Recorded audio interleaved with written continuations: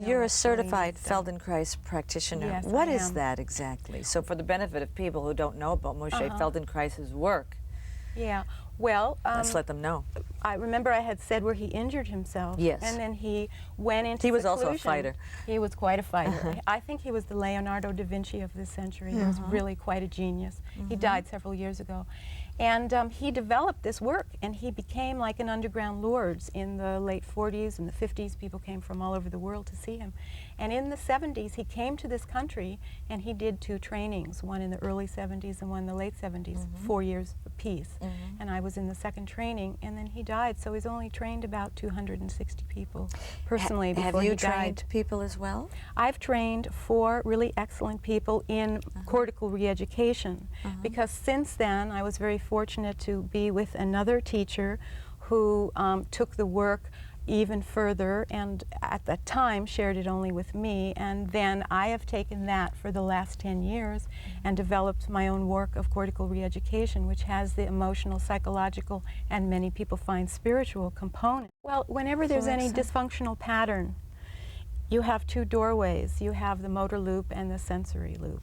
And the individual work on a table where we passively move the skeleton in order to communicate with the brain, in order to change the resting muscle length and how contracted the muscles are, that's the hands-on table work. And then when people do similar movements, but they initiate it, it's a different part of the motor sensory loop than if you're passive and you receive a movement of the skeleton or you initiate a movement. Wait, you're going over my head. We're getting real technical If here. you move the skeleton, it's one part of the brain you're addressing.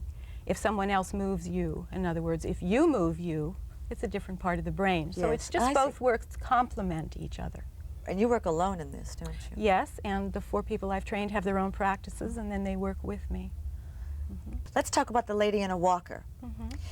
That was someone who had a stroke 5 years ago, and was effectively blind in one eye.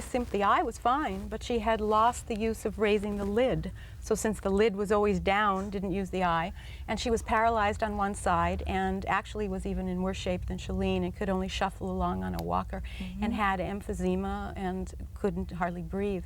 She did a 14-day workshop with me. At the end of the 14 days, she was walking by herself on the beach with no cane, no walker. The symptoms of the emphysema had disappeared. She was not wheezing or anything like that.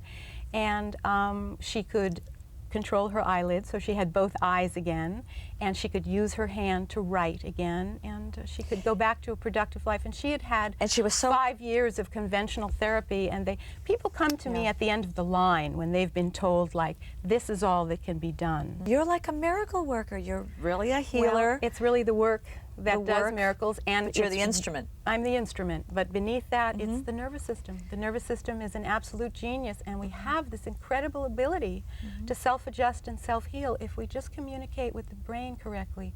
Because injuries aren't really local, they're in the brain. How do you know how to tap into the brain, into their issues? How do you sense that? That comes out. Fortunately for me, I never have to tell anybody what their issue is. Very soon into the work, issues, psychological problems are kept literally in tissue, in the muscular contraction. And when those muscles are released in the course of the lessons, it comes into people's consciousness. Why this happened, what is it they needed to learn. You asked for some other examples, just even with auto accidents where it supposedly wasn't their fault. Men especially, very busy businessmen, have told me that if it were not for this accident, they wouldn't have learned how to slow down. They wouldn't have learned how to receive, maybe from an intimate other for the first time. They wouldn't have watched their children growing up.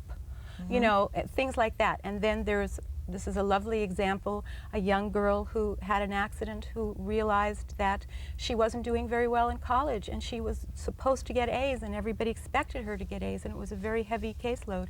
And after this accident, when she went back and did half caseload and got A's, which is this timing that she needed but couldn't give herself permission as an overachiever, everybody went, oh, bravo, how wonderful of you. And that's why she created an accident. There are so many reasons that serve people's needs, and hopefully I deal with people sometimes, they're getting the little knocks from the body.